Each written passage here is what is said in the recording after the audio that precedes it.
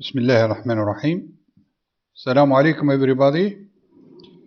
Today inshallah we'll talk about drugs treatment of hypertension.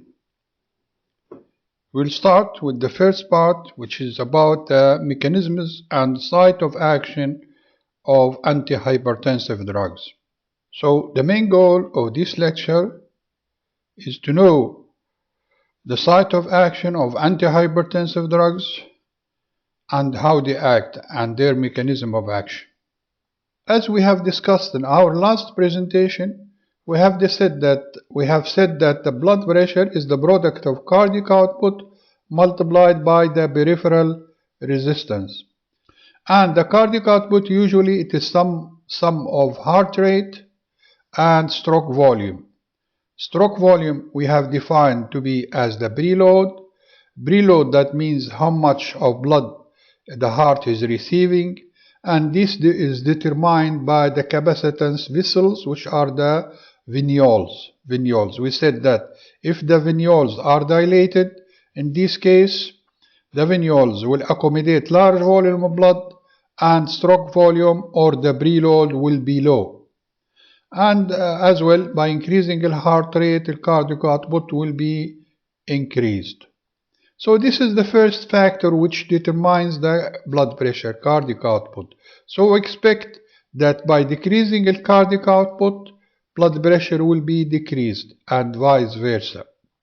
The other factor is the peripheral resistance. Well, peripheral resistance, we said this is the resistance which is provided by the arteriolar tone. Well, arterioles, as we have said, they are the small arteries and they have very large surface area, and we will determine the peripheral resistance. We said this is known as an afterload because the heart will work against this load, and that's why it is known as an afterload. Okay, so this is normally as we have described in details in our last presentation. Blood pressure can be, in normal cases, usually it is less than 120 over 80 millimeter mercury, 120 systolic over 80 millimeter mercury diastolic. This is the usual normal blood pressure. If it increases above that, the person is classified to be hypertensive. Usually, if it is less than 140 millimeter mercury over 90 millimeter mercury, high, border normal blood pressure. Okay, if it is more than that, if it is less than 160 over 100 millimeter mercury, in this case the person is said to have mild hypertension. The person is said to have moderate hypertension if his blood pressure measures less than 180 over 110 millimeter mercury. More than that, in this case the person is classified to have severe hypertension, which is the most dangerous, and his blood pressure will be less than 210 over 120 millimeter mercury. More than that, the person will be suffering from very severe hypertension, which is life-threatening and can kill the person.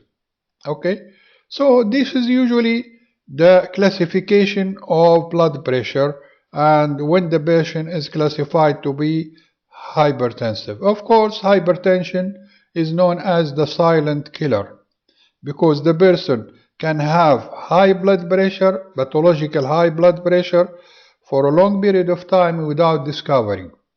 Why it is known as the silent killer? Because it can produce very severe damage after a certain period of time. It can produce heart failure, it can produce, for example, kidney damage, it can produce hemorrhage, stroke, etc. So blood pressure usually is very dangerous disease and should be treated accordingly. Hypertension, there are two main types. They are classified into Hypertension is classified into two main types. The first is known as primary hypertension. Primary is known as well as essential hypertension, where there is no underlying cause. The underlying cause is unknown. This usually heredity factors plays an important role. It is genetically determined. It is heredity plays an important role. Most of the patients who are diagnosed to be hypertensive, usually they belong to the first group, which is the primary or essential hypertension. Sometimes hypertension is caused by another disease. In this case, it is known as secondary hypertension. Secondary hypertension. In this case, the cause is known, as in cases of pheochromocytoma, as in cases of Cushing's disease, as in cases of treatment with corticosteroids, etc. Okay, so hypertension can be primary and it can be secondary. So let us discuss the sites of action of antihypertensive drugs. First, we'll talk today about the sites of action and their mechanisms, and in the next lecture or presentation, inshallah, we'll talk about the classes of drugs. So, as we have discussed last time, the general circulation is composed from the pump, which is the heart, which pumps the blood into the general circulation, and the general circulation, as we said, it is a closed circulation. It is a closed circulation. So if you just imagine this is the heart and this is the general circulation, this is the site of arterioles, for example, and this is the sites of venules, just to make it easier for you to understand. Now, as we know, there is a central sympathetic outflow to all blood vessels in the body. Sympathetic outflow, as we have said, release of noradrenaline, and noradrenaline will determine the tone in the peripheral blood vessels, especially the arterioles and venules. Also, the heart receives sympathetic innervation, and beta-1 effect on the heart will increase cardiac output. As we know, the heart receives as well vagal stimulation, which is parasympathetic, which is usually inhibitory. But this is out of the scope of today's presentation. So we'll concentrate on the central sympathetic outflow, which also innervate the kidney. And as we know, the kidney is the site of release of renin, as we will discuss in a few minutes. Okay? Now, so the arterioles, as we have said, they are the small arteries. Arterioles, as we said, they are the small arteries will control peripheral resistance, and we call them afterload.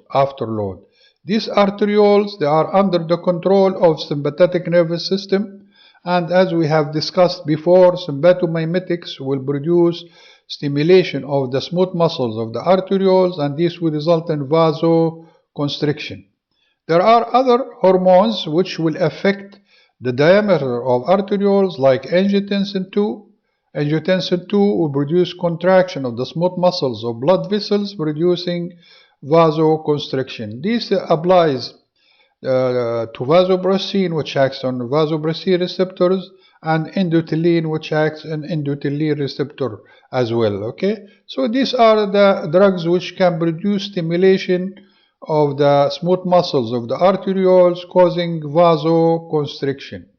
On the other hand, the arterioles can be dilated, or the smooth muscle of the arterioles can be dilated by different groups of drugs. We have to remember that very, very specifically. Okay, so many drugs, their site of action is on the arterioles. Okay, they produce relaxation of the smooth muscles of the arterioles. First group that we have discussed before in details are sympatholytics. We discussed this group in details in last presentation. Sympatholytics. We said that sympatholytics, they act at different sites: central sympatholytics, ganglionic blockers, adrenergic neuron blockers, and adrenergic receptor blockers. All these drugs, sympatholytics, they produce inhibition of the sympathetic activity to the arterioles, and we expect, therefore, that they produce vasodilatation. By producing vasodilatation of the arterioles, they decrease the peripheral resistance, and therefore they will decrease blood pressure. This is the first group. The second group, as we will discuss in a few minutes, are angiotensin II receptor antagonist and angiotensin converting enzyme inhibitor, as we will discuss in a few minutes. Okay. Third group are the calcium channel blockers. These are drugs which blocks the calcium channel on the blood vessels, like nifedipine-like drugs, nifedipine. They block the calcium channels on blood vessels, and calcium, as we have said, it is important for the contraction of the smooth muscle. If no calcium, muscle will be relaxed, and this will produce vasodilatation. Other, which are known as direct vasodilators, which we will discuss inshallah next week, direct vasodilators. They act directly on the smooth muscles of the arterioles, producing relaxation of the smooth muscle of the arterioles, producing vasodilatation, and therefore they will decrease blood pressure. The fifth group are the diuretics. Diuretics, strangely, these drugs, because they produce loss of sodium, they decrease reactivity of the blood vessels. They decrease the reactivity of the blood vessels, i.e., the arterioles becomes less reactive to the sympathetic stimulation, and this will result in vasodilatation, as we will discuss inshallah next week. Okay, so this is the first group of drugs which act through the relaxation of the smooth muscles of the arterioles, producing vasodilatation. These drugs, they decrease what's known as the afterload, and we have explained what does it mean, afterload. This is the first group of drugs which decreases blood pressure, and they are used for the treatment of hypertension. The second group are drugs which acts on the venules. Venules, as we have said, are the capacitance vessels. Why we said capacitance vessels? Because they said they have very large surface area, and therefore they can accommodate large volume of blood. These venules, if they are dilated, that means the venous return to the heart, or what's known as preload, will be decreased, and therefore cardiac output will be decreased, and therefore blood pressure will be decreased. Okay, so second group, they act on the venules, by producing vasodilatation of the venules, which are the capacitance vessels, decreasing the preload and decreasing the venous return to the heart, and this will result in decrease of blood pressure.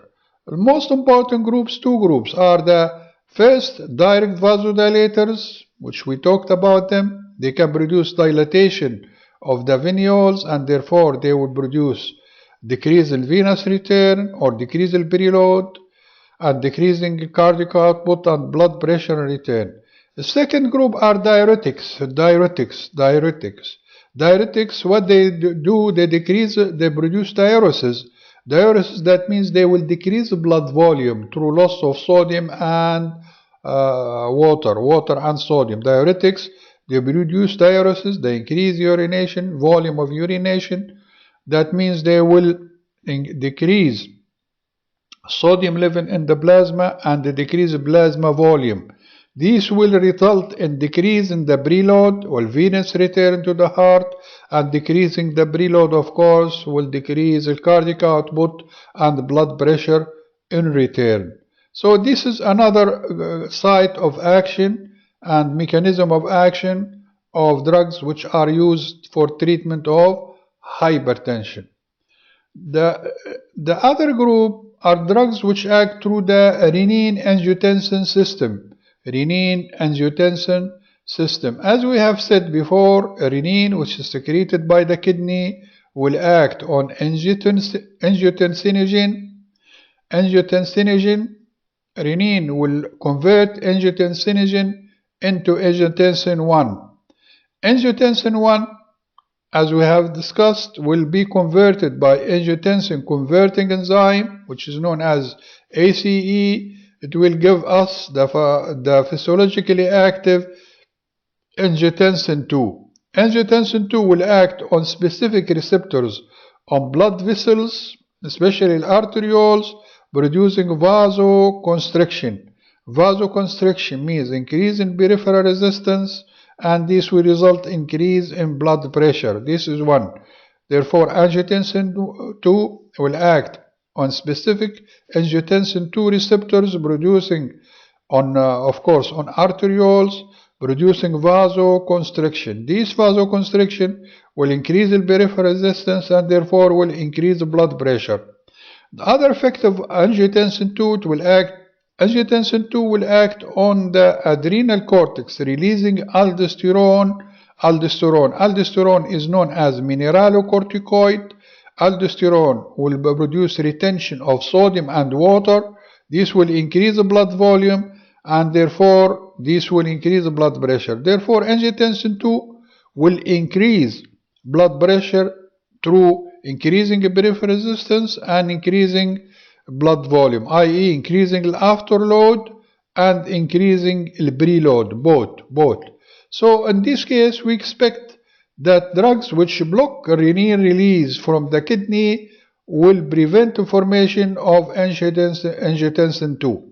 Beta blockers, as we have explained before, will block the production of renin from the kidney and therefore will prevent the formation of angiotensin II and therefore will decrease the blood pressure. This is one of the mechanisms we have explained for beta 1 antagonist. Okay? The other group, there are drugs which inhibit the angiotensin converting enzyme inhibitor. These drugs, they are known as ACE inhibitors. Very famous groups, as we will discuss next week, next presentation, ACE inhibitors, angiotensin converting enzyme inhibitors like lisinopril, like enalapril, and etc. These drugs, they inhibit the enzyme and therefore they inhibit conversion of angiotensin 1 to angiotensin 2. Therefore, these drugs, they decrease the blood pressure by decreasing the peripheral resistance and decreasing as well the blood volume, both. Therefore, inhibiting angiotensin converting enzyme inhibitors or inhibiting angiotensin converting enzyme will result in decrease in peripheral resistance and decrease in blood volume. Okay. Also, there are another group which act through the renin-angiotensin system, which are the angiotensin II receptor antagonists. Angiotensin receptor antagonists, as you will see, losartan and its group. These drugs, they block the receptor. They are different from the first group. These drugs, angiotensin converting enzyme, they inhibit the enzyme. But these drugs, they act as a competitive antagonist at the angiotensin II receptor. Therefore, they block the vasoconstricting effect and they block the increase in blood volume effect of angiotensin II. Okay, so we have two groups related to the renin-angiotensin system. Group that inhibit enzyme, angiotensin converting enzyme, or ACE inhibitors. A group which blocks the receptor, angiotensin receptor, which are known as angiotensin receptor antagonists, like losartan and its congress. Okay, so these are generally the site of action of antihypertensive drugs. We have to know where drugs act so that we can know what are their major action. Okay, so this is very briefly about the site of action and the mechanisms involved in the antihypertensive effect. In our next presentation, inshallah, biqudratillahi ta'ala, we will speak about the groups of drugs. We will talk about the angiotensin converting enzyme inhibitor and angiotensin receptor antagonist. We'll talk about calcium channel blockers. We'll talk about direct vasodilators, and we'll talk about diuretics as well. Until then, I hope that you stay in peace and harmony. Stay at home. Thank you for your attention. Please don't forget to subscribe to my channel. Wassalamu alaikum wa rahmatullah wa barakatuh.